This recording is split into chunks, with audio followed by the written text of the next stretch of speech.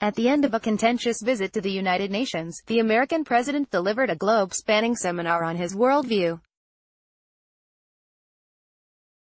New York, in a steamy hotel ballroom stuffed with reporters from all over the world. At the end of a contentious visit to the United Nations, Donald Trump delivered a globe-spanning seminar on his approach to high-stakes deal-making, involving nothing less than the specter of nuclear war, the future of free trade, and the trajectory of relations between the world's two superpowers. Wednesday's press conference itself was a spectacle, as the president veered from holding forth on Canadian dairy tariffs to musing about George Washington's possibly bad past. But Trump was consistent in assessing his performance on the world stage. And his review was positively glowing. The overriding message was that if you're brutal and uncompromising, at least at first, to friends and foes alike, you will eventually get your way one way or another. Their pain will be America's gain. Take Trump's signature issue of trade. The president argued that tariffs and trade wars were proving highly successful in forcing countries to respect America again, a stark contrast to what UN Secretary General Antonio Guterres had told me just ahead of this week's General Assembly, that these trade conflicts were sapping America of its soft power. Japan wasn't willing for years to talk trade, and now they're willing to talk trade, Trump boasted, going on to cite his recently renegotiated trade deal with South Korea as further vindication of his approach.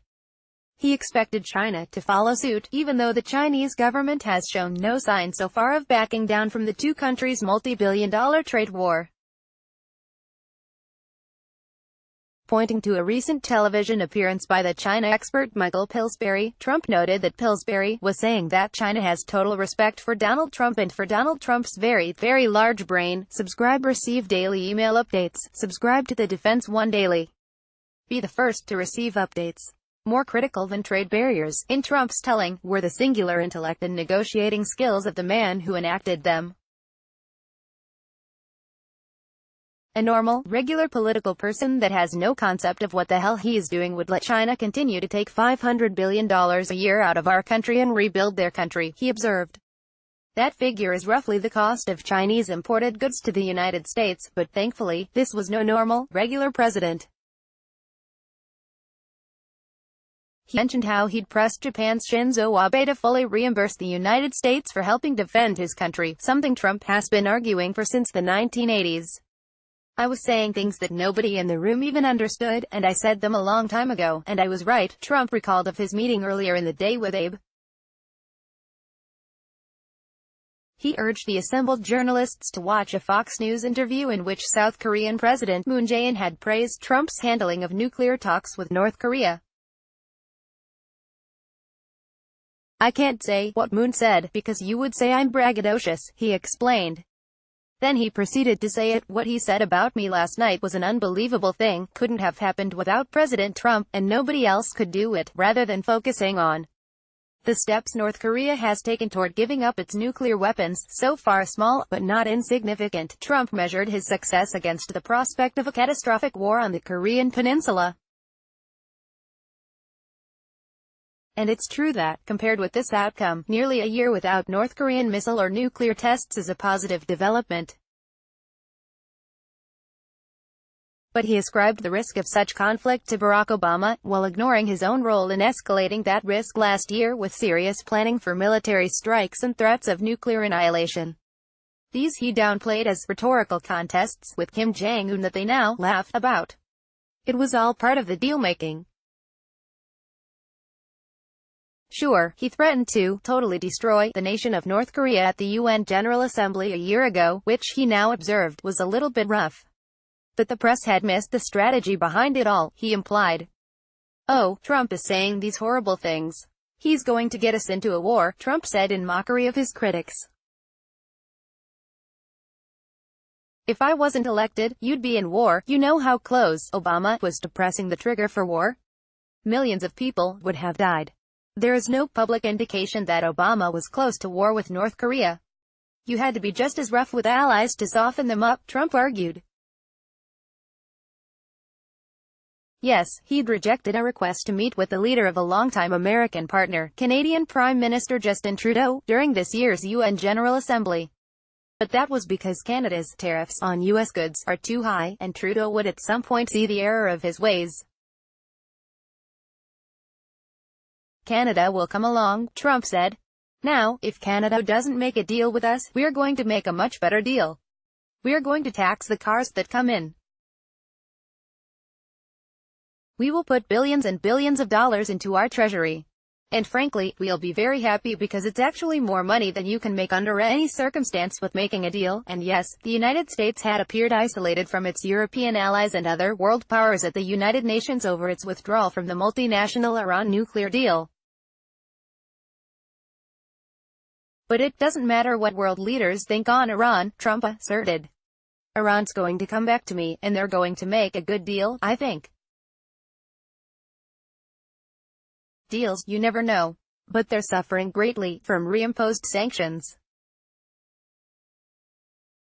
At a press conference earlier in the day, Iranian President Hassan Rouhani had drawn the opposite conclusion, predicting that the United States would, sooner or later, come back to the Iran deal. In fact, this suffering, whether in China and Canada from tariffs, or in Iran and North Korea from sanctions and threats of military force, was the very point. Trump suggested that the pain these countries are enduring demonstrates that his policies are working. The Iranians have rampant inflation, Trump observed. Their money is worthless. Everything is going wrong. They have riots in the street. You can't buy bread. You can't do anything. It's a disaster. At some point, they're going to say, hey, can we do something? He applied a similar calculus to trade. China is having big problems economically, Trump noted. I don't want them to have problems, but they have to make a fair deal, just like Canada has to make a fair deal. It's an apt approach for a man who tends to characterize countries as neither adversaries nor allies but ruthless, self-interested actors whose gains come at America's loss. In such a rough-and-tumble world, the United States must be just as ruthless and self-interested. I love Canada. I have so many friends there, Trump said at one point. But that has nothing to do with this. I'm representing the United States, and Canada has treated American farmers very badly. As for China, everything's always been, for 20 years, oh, China is so great. I love China. I think they're great. But you don't hear that so much anymore. You know who's great now? We're great now. Trump, of course, hasn't yet secured a better nuclear deal with Iran, let alone with North Korea. His trade war with China rages on and his neighbor to the north hasn't caved on tariffs. But he and Kim have stepped back from the brink of war, and South Korea and other countries such as Japan and Mexico are finding ways to accommodate Trump's demands on trade, if not in their entirety. And it may take a while to determine whether deals as breathtakingly ambitious as the ones the president seeks have succeeded or failed. Trump, after all, is aiming for the full denuclearization of a nuclear-armed North Korea, an agreement that not only stops Iran's nuclear weapons ambitions but also its support of terrorism and its meddling in the Middle East, an overhaul of China's model of economic development, and a renaissance of American manufacturing. Regardless, he's happy to declare victory. See, there is no longer a nuclear threat from North Korea, with or without its actual realization. As for the unfinished business, Donald Trump seemed supremely confident on Wednesday, after days of sparring with world leaders in New York, that while he may have thoroughly scrambled international affairs at the moment, it would ultimately all resolve in America's favor.